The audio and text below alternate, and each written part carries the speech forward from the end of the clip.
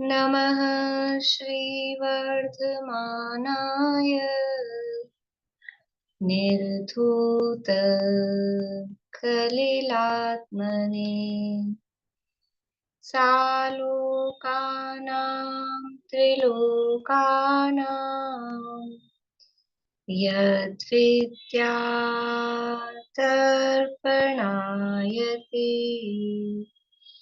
यद्विद्यातर्पणायते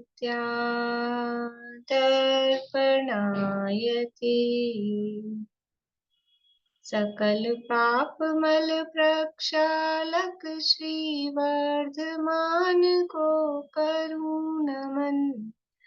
लोकालोक प्रकाशित करे जिनकी विद्या है दर्पण। जिनकी विद्या है दर्पण।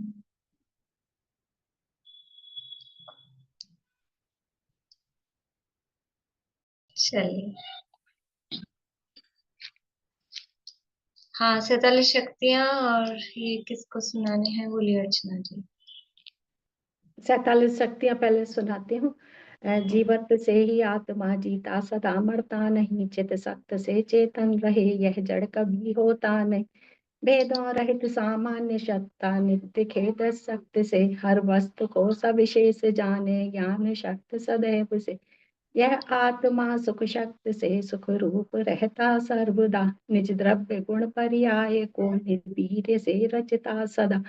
इसका प्रताप न होय खंडित, अजब प्रभुता जीव की। सब गुण सभी में व्यापते, यह आत्म शक्ति सदैव की। सब लोक और अलोक की सामान्य सत्ता देखता, हर द्रव्य गुण पर्याय को प्रत्यक्ष युगपद जानता। सब गेय झलके ज्ञान में, ऐसी रहे नित स्वच्छता। नित स्वयं से ही स्वयं को प्रत्यक्ष कर आस्वादता। संकोच बिन पर्याय में परिपूर्ण रीत विकास हो। पर से न इसमें कार्य हो, पर कार्य का कारण न हो। जाने स्वपर को वा स्वपर के जानने में आए भी। नहीं त्यागता कुछ भी, तथा नहीं ग्रहण करता कुछ कभी। घटता न बढ़ता आत्मा, एक रूप रहता नित्य रे। हर समय उपजे नष्ट हो, फिर भी सदा ध्रुवता धरे। उत्पाद व ध्रुवता सहित नित्य परिणमत हो आत्मा। स्पर्श रस वर्णादि बिन रहता अरूपी आत्मा। जड़ कर्म कत रागाद का, यह आत्मा करता नहीं। रागादि भावों का कभी यह जीव भोगता भी नहीं। निष्क्रिय स्वभावी आत्मा निष्कंप रहता है सदा। निश्चित असंख्य प्रदेश ही हो आत्मा के सर्वदा। चारित्र दर्शन ज्ञान सुख बस आद में नित व्याप्त है। पर द्रव्य के सम असम एवं समासम की शक्ति है। निज लक्षणों युत विविध विद अनंत धर्मों सहित है। इस रूप नहीं इस रूप भी, ऐसा विरोधीपन रहे। निज रूप ही रहता सदा यह जीव अपनी शक्ति से। पर द्रव्य में होता नहीं, यह मोह की उत्पत्ति से।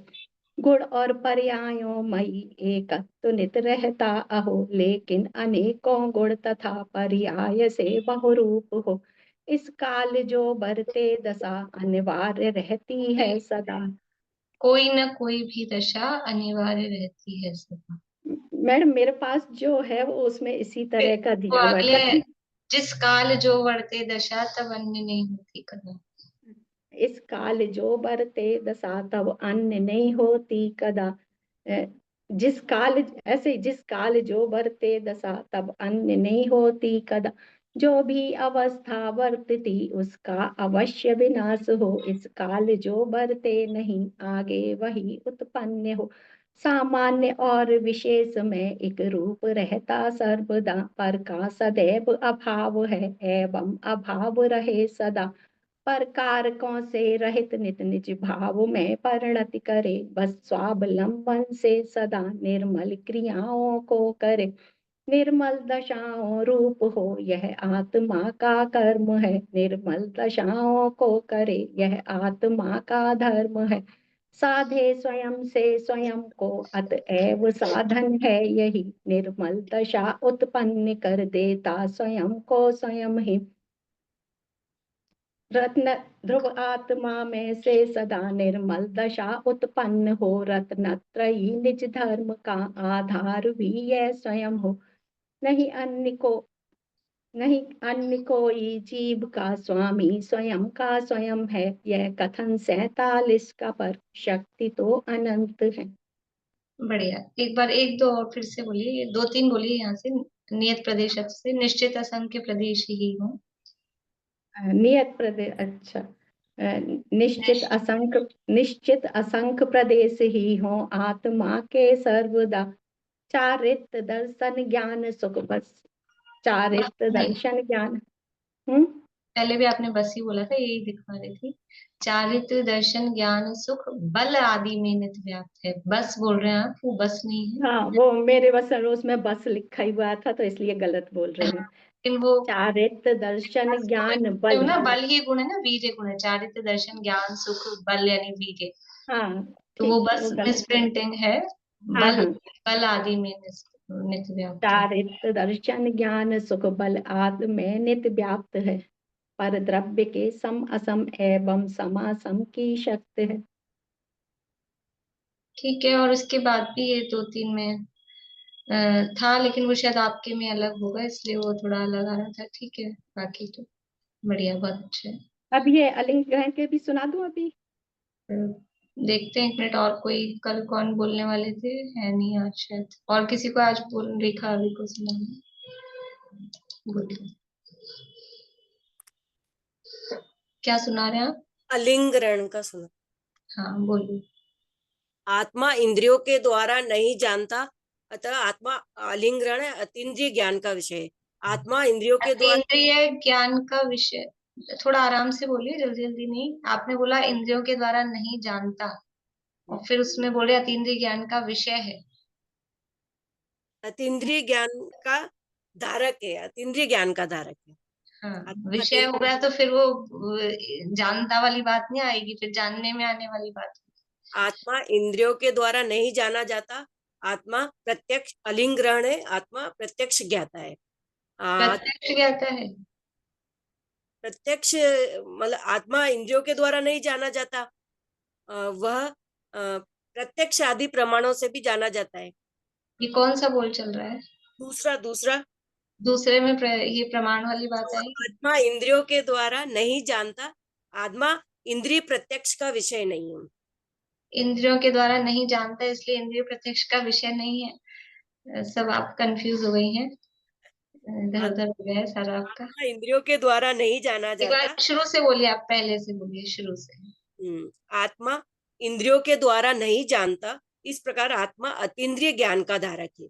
आत्मा इंद्रियों के द्वारा नहीं जाना जाता, इस प्रकार आत्मा अलिंग ग्रहण है, इस प्रकार आत्मा इंद्रिय प्रत्यक्ष का विषय नहीं है। जैसे धुएं से अग्नि का ज्ञान होता है, उसी प्रकार इंद्रियगम चिन्ह से आत्मा का ज्ञान नहीं होता है।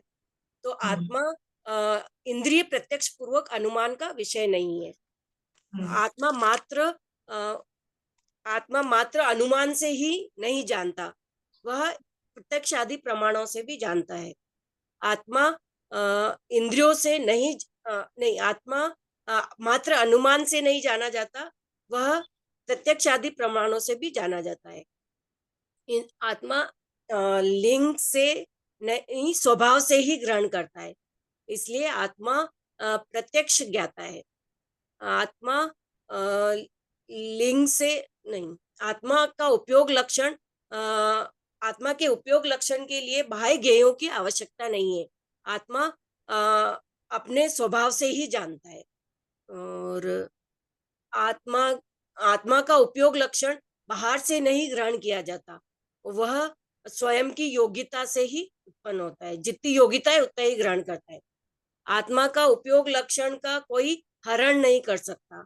आत्मा स्वयं आत्मा के उपयोग लक्षण का कोई हरण नहीं कर सकता, इस आत्मा के उपयोग लक्षण का कोई हरण नहीं कर सकता, वह अलिंग ग्रहण है। कोई छीन नहीं सकता, मतलब आत्मा के ज्ञान। आत्मा का उपयोग लक्षण में मलिनता, जैसे सूर्य में मलिनता नहीं है, वैसे आत्मा के उपयोग लक्षण में मलिनता नहीं है। आत्मा आज 10 ही सुना, तो 10 हो गए ना। हाँ, 10वें में क्या अर्थ निकलता है? उपयोग लक्षण में मलिनता नहीं है, इसका मतलब क्या अर्थ निकलता है इससे? कि जैसे बाहर मतलब विकारों में जैसे मलिन आत्मा में विकार उत्पन्न नहीं होते, राग द्वेष आदि परिणाम आत्मा के हाँ, नहीं, आत्मा शुद्ध स्वभावी, शुद्धोपयोग स्वभावी। हाँ शुद्धोपयोग। शुद्धोपयोग स्वभावी है, शर्त की प्राप्ति। ठीक। चलिए, रत्नकर्ण शावकाचार्य नामा की एक ग्रंथ अपना चल रहा है। इसके अंतर्गत छठा भावना अधिकार यहाँ अपना चल रहा है। भावना अधिकार में ये सदाशिवदास जी साहब ने खुद के मौलिक चिंतन के आधार पे जहां भी जनागम में भावनाओं का प्रकरण आया है उन सबको यहाँ पर एकत्र करने का प्रयास किया है। इसके अंतर्गत अभी तक 5 व्रतों की, अनुव्रतों की 5 भावनाओं की चर्चा अपनी हुई है। उसके साथ में 5 पापों के त्याग की प्रेरणा दी है, और फिर मैत्री आदि 4 भावनाओं की चर्चा अपन ने की है। कौन कौन सी हैं ये 4 भावनाएं? मैत्री आदि 4 भावनाएं कौन कौन सी हैं? बोलिए आभा जी। मैत्री, प्रमोद, कारुण्य और माध्यस्थ। बढ़िया। किसके साथ कौन सी भावना भानी चाहिए? मतलब मैत्री के साथ मित्रता की भावना आनी चाहिए। मैत्री के साथ, मैत्री कोई व्यक्ति है उसके साथ मित्रता की भावना मानी चाहिए? नहीं, मतलब ये सब बताइए ना, जीवों किन से, जीवों के साथ? तो किन सब जीवों के जीवों साथ? से, हाँ, सब जीवों से मित्रता की भावना रखनी चाहिए। और प्रमोद में है, क्या था प्रमोद? कारुण्य का तो है कि सब जीवों से करुणा रखना चाहिए, दया भाव रखना चाहिए। सब जीवों से तो वह अनंत सिद्ध भगवान से भी आचार्य नहीं, उपाध्याय मतलब सांसारिक जीवों से, उनके ऊपर भी करुणा भाव रखना चाहिए। नहीं, एक केंद्रीय से लेकर अपने पचेंद्रिय तक सांसारिक जीवों से। ऐसा नहीं। बोलिए पद्मा जी। मैं सब जीवों से तो, एक इंद्रिय से लेकर सभी जीवों से तो मैत्री की भावना रखनी चाहिए। और जो अपने से गुणीजन है, उन विद्वान है, उनके लिए प्रमोद की भावना होनी चाहिए। हाँ। और जो असाता कर्म के उदय से रोगी हैं, दुखी हैं, उनके लिए करुणा का भाव। और बढ़िया। करुणा और एक वो वाली करुणा, मदस, जो तीव्र क्रोधी हैं, कसाई हैं, उनके उनके प्रति मध्यस्थ भाव रखना चाहिए। बढ़िया। सब जीवों के प्रति, सामान्य रूप से सब जीवों, एक इंद्रिय से पंचेंद्रिय तक जितने भी हैं, सबके प्रति मैत्री का भाव। जो गुणों में अधिक हैं, अपने से गुणों में अधिक है, उनको देख के उनके प्रति प्रमोद का भाव। और जो दीन दुखी हैं असाता के उदय से, उनके प्रति करुणा का भाव। और जो दुष्ट प्रवृत्ति वाले हैं, तीव्र कषाई हैं, विपरीत चलने वाले हैं, धर्मद्रोही हैं, धर्म विद्रोही हैं, उनके प्रति माध्यस्थ भाव रखना चाहिए। इन 4 भावनाओं की चर्चा के बाद में कल यहाँ संसार शरीर भोगों से वैराग्य की भावना का प्रारंभ हमने किया था कि निरंतर संवेग और वैराग्य भावना, ये भी भावना है, संवेग भावना और वैराग्य भावना, इन भावनाओं का चिंतन करना चाहिए। तो संवेग का मतलब क्या है? इस संसार शरीर भोगों से विरक्ति, और आत्मा में या धर्म और धर्मात्मा में, धर्मायतनों में अनुरक्ति। संसार शरीर भोगों से तो विरक्ति हो, तो अकेला विरक्ति ही विरक्ति नहीं है, कहीं ना कहीं जीव प्रवृत्त भी होता है, कहीं ना कहीं अनुरक्त होता है, कहीं लगता है तब कहीं से छूटता है। तो इसलिए वहां कहा कि धर्म और धर्मायतनों के प्रति अनुरक्ति या प्रीति, और संसार शरीर भोगों से विरक्ति, इसका नाम है संवेग भावना, अथवा निर्वेद भावना भी शब्द आता है। संवेग या निर्वेद, अभी 16 कारण भावनाओं में भी चर्चा आएगी इसकी। तो यहाँ संसार के स्वरूप की चर्चा हम कर रहे थे। जगत काय स्वभावो वा संवेग वैराग्यार्थम, ये सूत्र दिया तत्पर सूत्र में।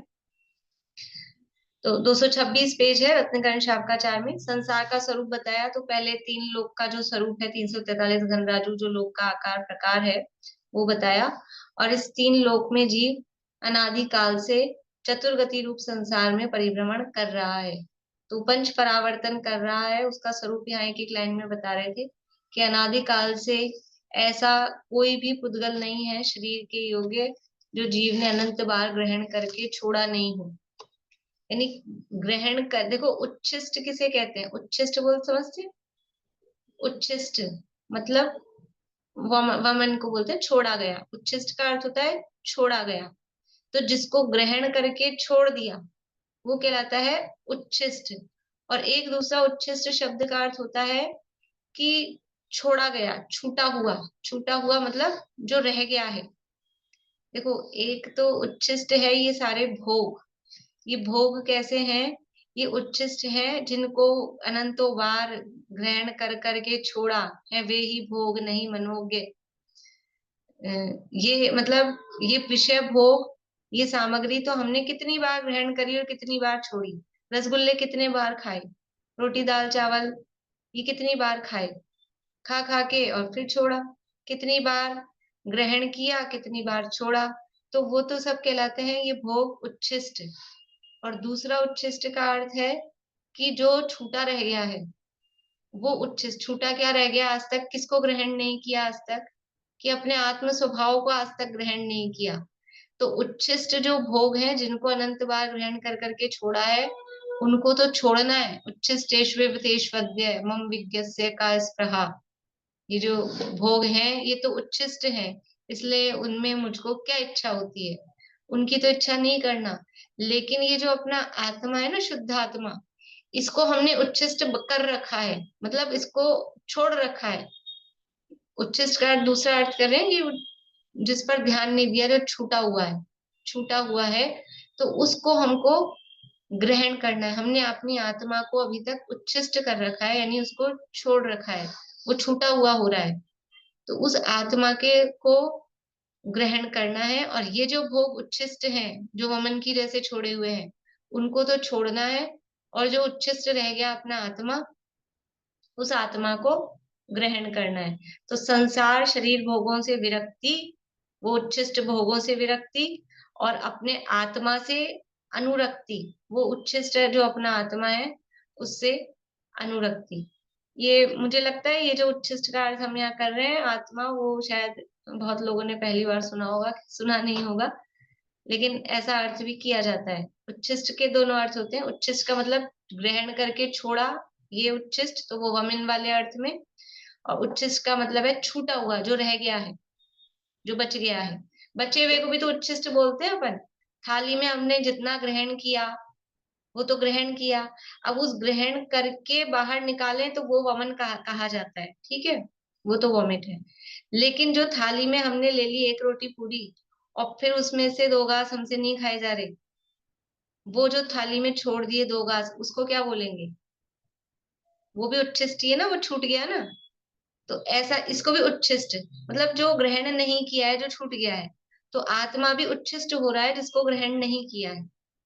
तो उस उच्छिष्ट आत्मा को तो ग्रहण करना है। और ये जो भोग उच्छिष्ट जिनको ग्रहण कर करके छोड़ चुके हैं उनको छोड़ना है, उनकी वांछा नहीं करनी है, ठीक है। तो यहाँ पर द्रव्य परावर्तन का स्वरूप बताया कि ऐसा कोई भी पुद्गल शेष नहीं रहा जो शरीर रूप से धारण नहीं किया हो। फिर क्षेत्र परावर्तन में कहा कि 343 घन राजु प्रमाण क्षेत्र में ऐसा कोई भी प्रदेश बाकी नहीं रहा जहां अनंत बार इस जीव ने जन्म मरण नहीं किया हो। आकाश के एक एक प्रदेश पर जन्म लिया है, एक एक प्रदेश पर अपने असंख्यात प्रदेश, यानी उसको कवर करके, हर प्रदेश को कवर कर करके और वहां जन्म धारण किया है। फिर उत्सर्पणी और अवसर्पणी के बीच कुड़ाकुड़ी सागर में ऐसा कोई काल का एक समय बाकी नहीं रहा जिसमें इस जीव ने जन्म मरण नहीं किया हो। कल अपन ने चर्चा की थी कि उत्सर्पणी के पहले समय में जन्म करे, जन्म ले, उसके बाद में दूसरा जन्म उत्सर्पणी के दूसरे समय पर हो, तब यानी उस पे तब टिक लगेगा कि जब क्रम से हो। ऐसा नहीं कभी भी हमने नंबर डाल लिए, जैसे ऐसा होता है ना, अपन सबके नाम लिख लिए, सबके, मैं सबके नाम लिख लूं आप लोगों के, और फिर जो जो सुनाता जाए ये 20 बोल उसके नाम के आगे टिक कर दूं कि भी इनके इनके हो गए। तो कोई ऊपर वाले का टिक हो जाएगा, कोई बीच वाले का टिक हो जाएगा, कभी लास्ट वाले का टिक हो जाएगा, वो तो ऐसा हो जाएगा। लेकिन कह रहे हैं ऐसा टिक नहीं करना है, जिस सीरियल से आपने नाम लिखे हैं, जिस क्रम से नाम लिखे हैं, उसी क्रम से टिक होना चाहिए। तो अब जिसने पहले सुना दिया उसके बाद दूसरा नाम जिसका है वो नहीं सुनाएगा जब तक टिक नहीं लगेगा। बीच में और लोग सुना दें, अब आज कोई क्रम वाला सुनाने वाला है नहीं, तो चलो ऐसे ही बीच में किसी से सुन लो, तो सुन लो तो सुन लो, लेकिन उसको काउंटिंग में नहीं लेंगे, वो क्रम से ही होना चाहिए। ऐसे ही यहाँ कि जो उत्सर्पणी का पहले समय पे जन्म लिया, उसके बाद में उत्सर्पणी के दूसरे समय पे जब जन्म लेगा तब वो टिक लगेगा। उसके बीच में जन्म होंगे कि नहीं होंगे?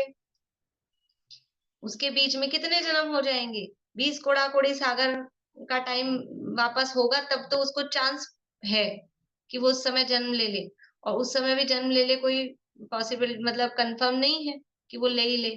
तो बीच में कितना काल ऐसे दूसरे दूसरे जन्म, दूसरे दूसरे समयों पे जन्म लेने का वो निकलता जाएगा, और कितना मुश्किल है कि वो फिर से उत्सर्पणी के दूसरे समय पे जन्म ले, फिर तिबारा में उत्सर्पणी के तीसरे समय पे जन्म ले। ऐसा कर करके 20 कोड़ा कोड़ी सागर बाद तो चांस मिल रहा है, और वो चांस वो पकड़ पाए ये जरूरी नहीं है। ऐसे करके पूरे एक एक समय पर जन्म ले उत्सर्पणी के, और फिर अवसर्पणी के, उसके बाद में फिर एक एक समय पर मरण हो। उत्सर्पणी के हर समय पे मरण हो और अवसर्पणी के हर समय पे मरण हो। ये क्रम जब पूरा हो जाता है तब कहलाता है एक काल परावर्तन। कर पाए होंगे कि नहीं हम पूरा? ये हुआ होगा कि नहीं? कि एक बार नहीं हुआ, अनंत बार ऐसा काल परावर्तन पूरा किया संसार दशा में हमने, यही चल रहा है। तो इस तरह से ये काल परावर्तन, ये कितना बड़ा हमको लगता है कि कितना टाइम इसमें हो गया, इससे भी अनंत गुना काल अब आ गई लगता है भाव परावर्तन के अंतर्गत। बोलिए कौन है आईफोन पे? मतलब बीच में जो जन्म मरण होगा वो काउंट नहीं होगा ना? हाँ, वो काउंट नहीं होगा, वो टाइम तो निकलता जा रहा है हाँ, लेकिन उसको काउंट नहीं करेंगे, क्रम अच्छा, से जो होगा उसी को काउंट करेंगे। ठीक है। अब है भाव परावर्तन। भाव किसे कहते हैं? कि मनुष्य भाव, नरक भाव, देव भाव, तिर्यंच भाव, ये भाव कहलाते हैं। तो नरक, तिर्यंच, मनुष्य और देव, इन चारों भावों की जघन्य आयु से लेके उत्कृष्ट आयु तक प्राप्त करे। और कैसे? कि जघन्य आयु ली, उसके बाद में अगला जन्म जघन्य आयु प्लस 1 समय, फिर उसके बाद अगला जन्म जघन्य आयु प्लस 2 समय, ऐसे करते करते उत्कृष्ट आयु तक के पूरी भाव प्राप्त करे। ये नरक के, फिर तिर्यंच के, फिर मनुष्य के और फिर देव के। ऐसा होने पर जब चारों तरह के भाव पूरे हो जाए तब जाके भाव परावर्तन पूरा होता है। तो नरक की जघन्य आयु कितनी है? नरक की जघन्य आयु कितनी है? 10,000। 10,000 वर्ष। 10,000 वर्ष जघन्य आयु है। तो 10,000 वर्ष की आयु लेकर जन्म लिया किसी जीव ने, तो एक भाव हो गया। उसके बाद में अगली आयु नरक की कितनी ले? 10,000। अगली आयु कितनी ले सुनीता आंटी? 10,000 वर्ष प्लस 1 समय। 10,000 वर्ष प्लस 1 समय, ये पढ़ा है आपने? इतनी बार पढ़ा अपन ने पंच परावर्तन। बोलिए पूर्णिमा आंटी। 10,000 वर्ष के जितने समय है ना, उतने बार उसको वहां पर जन्म लेना पड़ेगा तब आगे बढ़ेगा। इतनी बार कितनी आयु के साथ जन्म लेना पड़ेगा? जघन्य आयु तो साथ में लेना पड़ेगा ना उसको। हाँ, 10,000 वर्ष की आयु। 10,000 वर्ष की आयु एक बार लेने से काम नहीं चलता है, वो तो एक साथ इतने सारे समय हो गए, हर समय पे जन्म लेना है ना। तो 10,000 वर्ष की जघन्य आयु है, तो 10,000 वर्ष में जितने समय है उतनी बार 10,000 वर्ष की आयु लेकर जन्म ले। और जब उतनी बार, मान लो उदाहरण के लिए कि 10,000 वर्ष में 10,000 समय है, उदाहरण के लिए है ना, होते हैं असंख्यात समय लेकिन 10,000 समय है, तो 10,000 बार 10,000 वर्ष की आयु लेके जन्मे उसी नरक में। वो जो मिनिमम आयु है वो पहले नरक में जहां पहले पटल में होनी है वहीं होगी, तो उतनी बार उस जगह जन्म ले 10,000 बार। उदाहरण है 10,000 बार, ऐसा असंख्यात बार, क्योंकि समय असंख्यात है। जब वो 10,000 पूरे हो जाए तब 10,000 प्लस 1 समय, उतनी आयु लेके फिर जन्मे। फिर उसके बाद में 10,000 वर्ष प्लस 2 समय वाली आयु लेके जन्मे। तो आप देखो कि बार बार में 10,000 वर्ष में जितने समय है उतनी बार उसी नरक में जन्म ले। तो पहले तो एक बार नरक में जन्म हो गया, तो वहां से मरेगा, कितने दिन बाद मरेगा कि 10,000 वर्ष पहले तो मर नहीं सकता, नरक में जल्दी तो मर ही नहीं सकते बिल्कुल भी, तो 10,000 वर्ष तो पूरे वहां निकाले। उसके बाद में मर के अगला भाव वापस से नारकी का हो जाएगा क्या? अगला भाव वापस से नारकी का नहीं होगा, तो मनुष्य तिरंच बनेगा। फिर वहां से वो आए, तो अब क्या ये जरूरी है कि उसको वही 10,000 वर्ष वाली आयु मिल जाए और नरक में ही जाए? नरक में भी जाए और अगर 10,000 वर्ष और 5 समय की आयु हो गई तो वो काउंटिंग में तो नहीं आएगा। 1 सागर की आयु हो गई, 10 सागर की आयु हो गई, वो कुछ काउंटिंग में नहीं आएगा। तो वो बार बार में इतनी इतनी आयु, उतनी ही आयु लेके वो जन्म ले।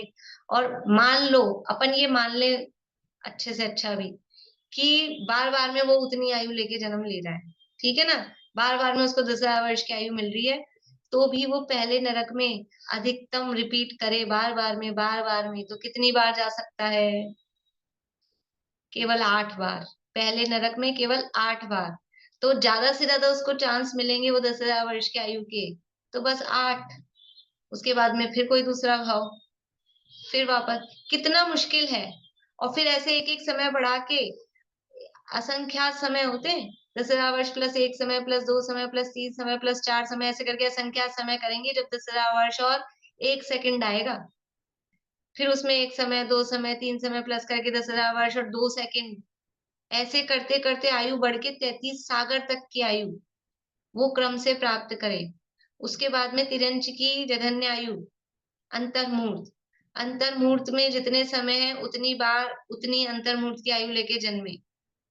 फिर उसमें एक एक समय बढ़ा बढ़ा के, और तिरंचों की उत्कृष्ट आयु कितनी है? तिरंचों की उत्कृष्ट आयु कितनी है?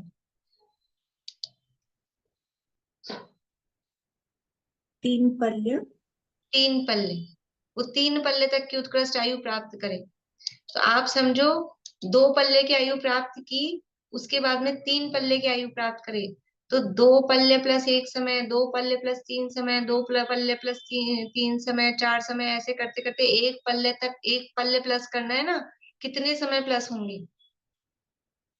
हमको भाव भाषण नहीं होता है, अपन तो 3 तक करके भाव भाषण के लिए तो क्या है, 10 20 50 100 200, थोड़ा सा दिमाग फैलाए ना, तब समझ में आए कि कितना लंबा है, कितना लंबा काल है। फिर ये तिरंचों की पूरी हो जाए, उसके बाद मनुष्य। और ये भाव मिलना आसान थोड़ी ना, बार बार में वही आयु और वही भाव वही मनुष्य का, आसान नहीं है। और मनुष्यों के पूरे हो जाए जब देवों की कितनी जघन्य आयु और कितनी उत्कृष्ट आयु? 10,000 और 33 सागर।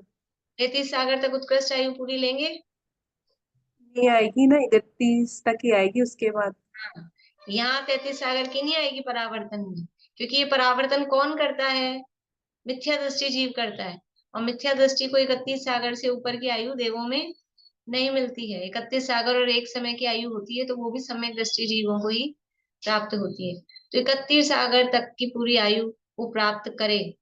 और कितना कितना लंबा काल का परावर्तन में जितना टाइम लग रहा है ना, उससे अनंत गुना ज्यादा काल ये भाव परावर्तन में लगता है। और भाव परावर्तन में जितना काल लग रहा है, उससे अनंत गुना अधिक काल वो भाव परावर्तन में लगता है। देखिए यहाँ से पढ़ते हैं, नरक तिर्यंच मनुष्य देव इन 4 गतियों में जघन्य आयु से लेकर उत्कृष्ट आयु तक समयोत्तर ऐसी कोई पर्याय बाकी नहीं रही जिसे अनंत बार नहीं पाया हो। अब भाव परावर्तन, ज्ञानावरणादि समस्त कर्मों की मिथ्या दृष्टि के बंद होने योग्य जघन्य स्थिति अंतः कोड़ाकोड़ी सागर प्रमाण है। उत्कृष्ट स्थिति ज्ञानावरण, दर्शनावरण, वेदनीय अंतराय, इन 4 कर्मों की 30 कोड़ाकोड़ी सागर प्रमाण है। मोहनीय कर्म की उत्कृष्ट स्थिति 70 कोड़ाकोड़ी सागर प्रमाण है। नाम कर्म गोत्र कर्म की उत्कृष्ट स्थिति 20 कोड़ाकोड़ी सागर प्रमाण है। आयु कर्म की उत्कृष्ट स्थिति 33 सागर की है। ये कर्मों की स्थिति बताइए, इससे स्थिति स्थान, स्थिति बंध अध्यवसाय स्थान, अनुभाग बंध अध्यवसाय स्थान और योग स्थान, इन चारों के आधार पे वो भावों की भाव परावर्तन की चर्चा की जाती है। तो यहाँ सबसे पहले स्थिति बताइए। देखो, मिथ्या दृष्टि को बंद होने योग्य जघन्य स्थिति अंतः कोटा कोटि, यहाँ कोटा कोटि लिखा है, अपन कोड़ा कोड़ी बोलते हैं, एक ही बात है। कोटा कोटि और कोड़ा कोड़ी एक ही बात है। कोई संगी पंचेंद्रिय मिथ्या दृष्टि है। देखो, कर्मों की जगन्य स्थिति और उत्कर्ष स्थिति अपन ने पढ़ी है। कहाँ पढ़ी है? कहाँ पढ़ी है? कर्मों की जगन्य स्थिति और उत्कृष्ट स्थिति कहाँ पढ़ी है? के 8वें अध्याय में। 8वें अध्याय में तत्वार सूत्र के, वहां पर हमने उत्कर्ष स्थिति भी पढ़ी है और जगन्य स्थिति भी पढ़ी है, तो वो यहाँ बताई है। तो जगन्य स्थिति कितनी है? नाम गोत्रयोर अष्टौ, है ना? अपराध आदर्श मुहूर्ता वेदनीयस्य नाम गोत्रयोर अष्टौ शेषाणाम अंतर मुहूर्ता। याद आया सूत्र? ये जगन्य स्थिति के हैं कि वेदनीय कर्म की जगन्य स्थिति है 12 मुहूर्त, नाम और गोत्र की जगन्य स्थिति है 8 मुहूर्त, और इसके अलावा 5 जो कर्म बच गए, ज्ञानावरण, दर्शनावरण, अंतराय, मोहनीय, आयु, इनकी जगन्य स्थिति है अंतर्मुहूर्त। ठीक है। अब यहाँ कह रहे हैं तो अपने को बनती होगी कि नहीं है? अपने को कभी जगन्य स्थिति अंतर्मुहूर्त बन जाए, है ना? उत्कर्ष स्थिति तो मोहनी की 70 कोड़ा कोड़ी है, ज्ञानानंद दर्शनावरण वेदनी की 30 कोड़ा कोड़ी है, नाम गोत्र की 20 कोड़ा कोड़ी है, ऐसा है उत्कर्ष स्थिति। तो और जगन्य स्थिति अंतर्मुहूर्त है, तो अपने को बनती होगी कि नहीं कभी कभी? कि नहीं बनती है। जगन्य स्थितियां आयु कर्म को छोड़कर 7 कर्मों की जगन्य स्थिति उस श्रेणी के काल में बनती है, जो श्रेणी पे आरोहण कर रहे होते हैं उनको बनती है। तो मिथ्या दृष्टि को जगन्य स्थिति कितनी बनती है किसी कर्म की? आयु को अलग छोड़ देना, आयु का थोड़ा मामला अलग चलता है। यहाँ लिखा है मिथ्या दृष्टि के ज्ञानावर्णादि समस्त कर्मों की मिथ्या दृष्टि के बंद होने योग्य जगन्य स्थिति अंतः कोड़ा कोड़ी सागर प्रमाण है। कितनी कम से कम स्थिति बांधेंगे, अच्छे से अच्छा भाव करेगा ना मिथ्या दृष्टि, तो भी अंतः कोड़ा कोड़ी सागर की जगन्य स्थिति बनती है, अंतः कोड़ा कोड़ी से कम नहीं बनती है। ये मिथ्यात्व का प्रभाव है कि मिथ्यात्व साथ में है। तो ये शुभ भाव कितना भी कर ले, कल जो प्रकरण चल रहा था ना कि अभी शुभ भाव कि शुभ भाव की हैसियत क्या है? अभी हमको अंतर दिखना चाहिए शुभ भावों का और शुद्ध भावों का। उत्कृष्ट से उत्कृष्ट शुभ भाव भी कर ले, लेकिन मिथ्या दृष्टि हो तो भी कर्मों की अंतः कोड़ा कोड़ी की स्थिति बांधेगा, उससे कम नहीं बांधेगा। और अगर सम्यक दृष्टि है, थोड़ा भी मतलब सम्यक दृष्टि है, तो वो उसके जो शुद्ध भाव हुए हैं, उस शुद्ध भाव, वो शुद्ध भावों का प्रभाव ये है कि सारे कर्मों की स्थिति घटा के अंतः कोड़ा कोड़ी कर देता है। वह स्थिति घटा के अंतः कोड़ा कोड़ी कर देता है, जो पुरानी 70 की भी बंधी हुई हो और नए जो बंद हो रहे होते हैं वो अंतः कोड़ा कोड़ी प्रमाण हो जाते हैं। वो भी अभी शुद्ध नहीं हुआ, शुद्ध की तरफ जा रहा है, प्रायोगिक लब्धि में स्थिति हो जाती है। और करण लब्धि भी करणान योग की तरफ से देखा जाए तो है अभी मिथ्या दृष्टि करण लब्धि में, लेकिन उस समय भी कर्मों का स्थिति बंध कितना होता है? अंतः कोड़ा कोड़ी। कितना बड़ा अंतर है शुभ भावों का और शुद्ध भावों का। हम दुनिया शुभ भावों में अटक के रह जाए, इसीलिए ऐसे ही नहीं लिखा है कोटि जन्म तप तपे ज्ञान बिन कर्म झरे जे, ज्ञानी के छिन में त्रिगुप्ति ते सहज डरे थे। करोड़ों जन्मों तक भी शुभ भाव करते रहेंगे ना, तप तपेंगे, एक टांग पे खड़े होंगे और करोड़ों सालों तक भूखे रहेंगे, तो भी वो कोई कर्म झड़ेंगे नहीं, और झड़े तो कुछ काम के नहीं है।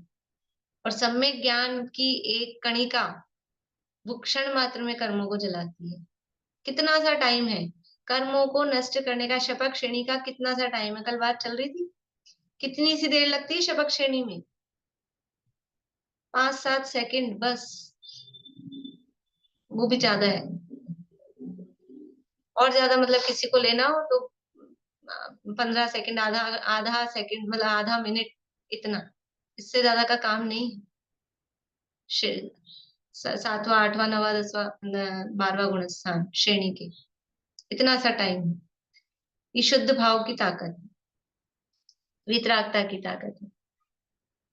तो ज्ञानावर्णादि समस्त कर्मों की मिथ्या दृष्टि के बंद होने योग्य जगन्य स्थिति अंतः कोड़ा कोड़ी सागर प्रमाण है। समझ में आई ये लाइन? मिथ्या दृष्टि कम से कम भी बांधेगा अंत्य कोड़ा कोड़ी। और उत्कृष्ट कितनी है? तो ज्ञानावरण, दर्शनावरण, वेदनी, अंतराय, इन 4 कर्मों की है 30 कोड़ा कोड़ी सागर।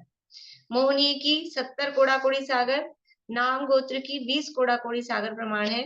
और आयु कर्म की उत्कृष्ट स्थिति 33 सागर की है। ये 33 सागर भी कॉमन लिखा है, मिथ्या दृष्टि के योग्य, और 33 सागर जो लिखा है तो वो नरक की समझना, देवों की मिथ्या दृष्टि के योग्य वो 31 सागर ही है। जघन्य स्थिति से प्रारंभ करके एक एक समय बढ़ाते हुए उत्कृष्ट स्थिति तक जितनी कर्मों की स्थिति होती है, उस समय स्थिति के एक एक स्थान को असंख्यात लोक प्रमाण कषायों के स्थान कारण हैं। वे कषायों के एक एक स्थान अनंत बार इस संसारी जीव के हुए हैं। यानी जो कर्मों की जो स्थिति है, देखो क्या है इसमें,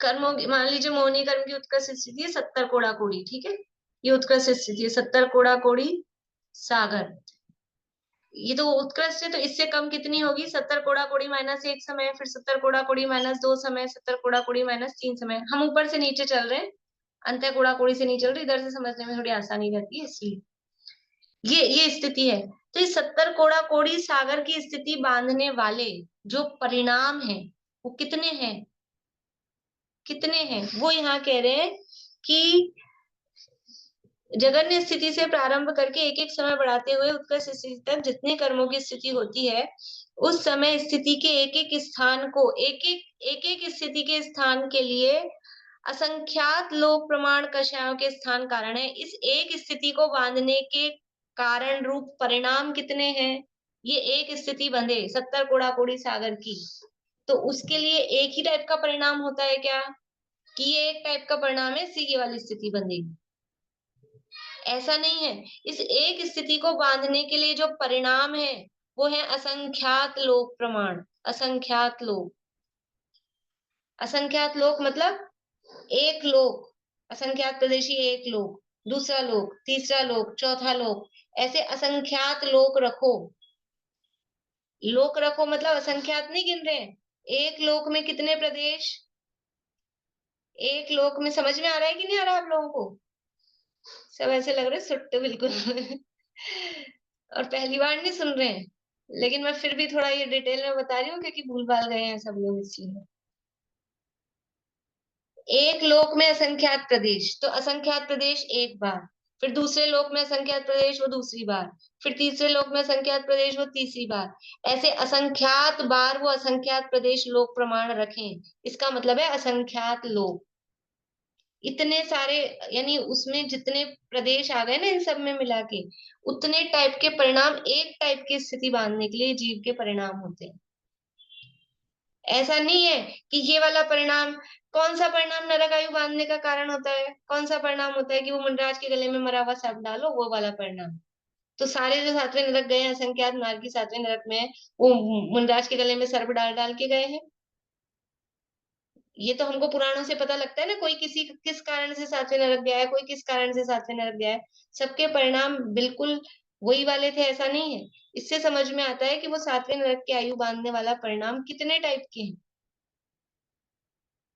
मतलब भावों की विविधता, भाव परावर्तन की चर्चा चल रही है ना, बात किसकी बता रहे हैं, कितने तरह के परिणाम होते हैं, एक स्थिति बांधने के लिए इतने सारे टाइप के परिणाम, फिर दूसरी एक समय कम वाली स्थिति बांधने के लिए कितने परिणाम है, वो ही असंख्यात लोग, फिर तीसरी स्थिति बांधने के लिए कितने परिणाम है, वो ही असंख्यात लोग, चौथी टाइप स्थिति के स्थान कितने सारे बनेंगे, आप देखो एक एक माइनस करते जाओ, 70 कोड़ा कोड़ी में से अंतः कोड़ा कोड़ी तक पहुंचना है, एक एक समय कम करते करते कितने सारे, तो स्थिति के स्थान है, ये बोलेंगे स्थिति के स्थान, और फिर उस स्थिति को बांधने वाले परिणामों के स्थान वो कितने सारे हैं। थोड़ी सी व्यापकता ख्याल में आ रही है, देखो आगे। उस समय स्थिति के एक एक स्थान को असंख्यात लोक प्रमाण कषायों के स्थान कारण है, वे कषायों के एक एक स्थान अनंत बार इस संसारी जीव के हुए हैं। इसलिए इस प्रकार के परिभ्रमण रूप संसार में जितने जीव हैं, इसमें आगे अनुभाग वाला नहीं दिया, वैसे भाव परावर्तन में वो 4 चीजें होती है, आप लोगों को ख्याल होगा पहले कि ये स्थिति के स्थान है, एक एक स्थिति के स्थान के लिए असंख्यात लोक प्रमाण कषाय बंध व्यवसाय स्थान है, और एक एक जो कषाय का स्थान है, ये अभी अपन ने असंख्यात लोक लिया, अब इसमें से एक उठाओ, एक परिणाम, इस एक परिणाम में जो फल देने की ताकत है, उसके जो अनुभाग बंध का स्थान है, वो भी है असंख्यात। एक एक परिणाम में, जो कषाय का परिणाम है, उसमें फल देने की शक्ति वो असंख्यात लोक टाइप की। और एक एक ये जो अनुभाग बंध अध्यवसाय स्थान है, वो कैसे बन रहा है कि उसके लिए जो मनवचन काय के निमित्त आत्म प्रदेशों की चंचलता रूप योग स्थान है, वो भी वो जगत श्रेणी के असंख्यात विभाग प्रमाण वो है, तो वो है। तो इतना सारा मतलब वो आपस में मल्टीप्लाई होके कितना सारा भावों का परावर्तन, इन कितने भाव हैं। मतलब इसका थोड़ा सा वो देखिए कि एक ही परिणाम से अनेक प्रकार की स्थिति बन सकती है, अनेक प्रकार का अनुभाग बन सकता है। एक स्थिति को बांधने के लिए बहुत सारे परिणाम हो सकते हैं, और एक परिणाम से अलग अलग तरह की स्थिति और उसमें अलग अलग तरह का अनुभाग हो सकता है। मतलब हम ये नहीं कह सकते कि ये परिणाम है तो इसका यही फल आता है, और ये परिणाम है इससे यही स्थिति बनती है। बहुत सारी उसकी वैरायटी है, ये इससे अपने को समझ में आता है। और बाकी ज्यादा डिटेल नहीं करते हैं। विशेष जिनको समझना हो तो पंच परावर्तन वाले जो है पुराने लेक्चर्स हैं, नोट्स भी हैं, उसमें से देख सकते हैं।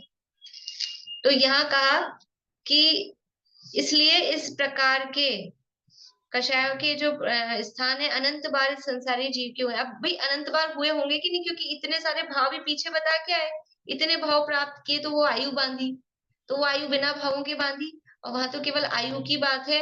और आठों कर्मों के योग्य, इसको अपन ने भी एक मोहनी कर्म के स्थिति स्थान देखे, 70 कोड़ा कोड़ी, फिर उससे एक कम, ऐसे आठों कर्मों के लगाना, 8 लाइन इस तरह की बनाना, और हर कर्म की हर स्थिति को प्राप्त करने वाले परिणाम, असंख्यात लोक असंख्यात लोक असंख्यात लोक, कितने सारे परिणाम हैं जीव के। और वो हर परिणाम, क्योंकि ये सारे कर्मों की स्थितियां जीव ने प्राप्त की है, तो ये परिणाम हमने प्राप्त किए कि नहीं किए। वो कर्मों की स्थिति बांधी है सारी, जगन्य से लेके उत्कृष्ट तक, तो वो परिणाम किए थे कि नहीं किए थे।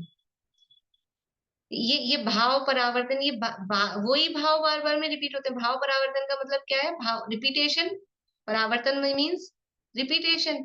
भावों का रिपीटेशन कितनी बार हुआ है, हमको लगता है ये ऐसे भाव तो मुझे कभी आए ही नहीं, अपने आप को समझते हैं कि कुछ नहीं, कि ये इसलिए कहते हैं कि ये अशुभ और शुभ।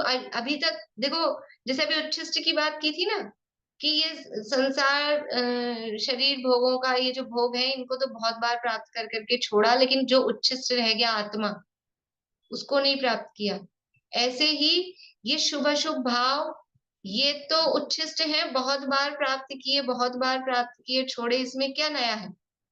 क्योंकि हमने मतलब ऊंची देवायु वाली भी स्थिति अनुभाग वो हमने बांधे हैं, तो शुभ भाव भी खूब किए हैं, और नरक के योग्य परिणाम भी किए हैं, वो वाले भाव भी किए हैं। तो कुछ फिर भी उच्छिष्ट है, कुछ भाव है जो आज तक नहीं किए, कि वही शुद्ध भाव, आत्मा के स्वरूप को की प्राप्ति रूप, आत्मा को देखने जानने रूप वितराग भाव, ये जानन भाव, ज्ञाता दृष्टा भाव, वो आज तक नहीं किया। तो इतने भाव किए, इनमें ही घूमते रहे, लेकिन अपने वितराग भाव को प्राप्त नहीं किया। तो वो वितराग भाव को प्राप्त करना, ये पंच परावर्तन का स्वरूप समझकर संसार से विरक्ति आती है। भावना क्या चल रही है, संसार भावना चल रही है ना, संसार से विरक्ति की। पंच परावर्तन का स्वरूप क्यों बता रहे हैं, कि हमको ये लगता है हमने आज तक ये नहीं पहना, हमने ये वाला कलर नहीं पहना, हमने ये वाली वस्तु नहीं खाई, मेरा शरीर ऐसा नहीं हुआ, इतना गोरा कभी नहीं हुआ, इतना काला कभी नहीं हुआ, और ये और वो पता नहीं क्या क्या, यहाँ नहीं घूम के आए, वहां नहीं घूम के आए, ये वाले भाव नहीं किए। क्या नहीं किया, भव वन में जी भर घूम चुका, कण कण को जी भर भर देखा। हर जगह, एक एक जगह कहीं घूमने जाए ना, तो एक एक कोने कोने को देख कर याद आना चाहिए, उस कोने में भी जन्म लिया हूँ, उस कोने में भी जन्म लिया हूँ। ये अपने घर का कोना कोना देख के, कि अभी जहाँ ये चींटियां कीड़े मकोड़े मकड़ी हम उनको हटाते फिरते हैं, कभी मैं भी यहाँ जन्म लिया हूँ ऐसे मकड़ी बन के, चींटी बन के। ये ध्यान, ये विचार करके इस संसार से वैराग्य आना चाहिए कि अब तक कैसे अनंत भव यूं ही खोए, पर का बोझा ढोए।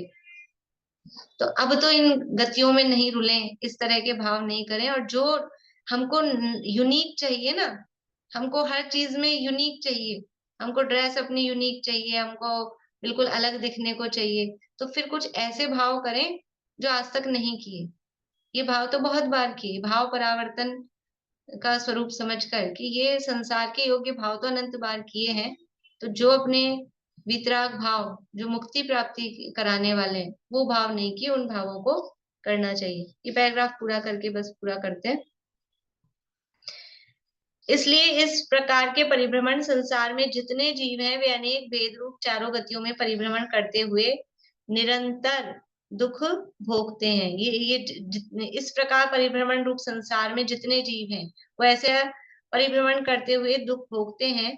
कोई जीव निश्चल नहीं है, जल के बुलबुले के समान जीवन अस्थिर है, भोग संपदा बादलों के समान विनाशी है, राज्य धन संपदा इंद्रधनुष के समान क्षण भंगुर है।